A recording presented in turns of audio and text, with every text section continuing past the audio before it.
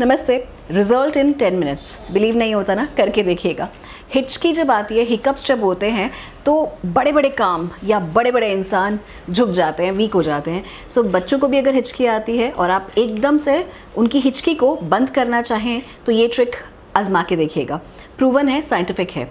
आप किसी की हेल्प से अपने दोनों कान बंद कर लीजिए अच्छे से और फिर उसके बाद आप एक गिलास पानी पीजिए। ऐसा करने से जो वेगस नर्व है वो स्टिमुलेट हो जाती है, अलर्ट हो जाती है और हमारे ब्रेन में जो डायफ्राम है उसको एक सिग्नल भेजती है, एक ऐसा सिग्नल भेजती है जिससे हिचकी जो कि हमारे ब्रेन के मांसपेशियों की वजह से है वो बंद कर देती है। तो देखा कितना ईजी था और हम लोग हिकअप से कितना परेशान रहते हैं।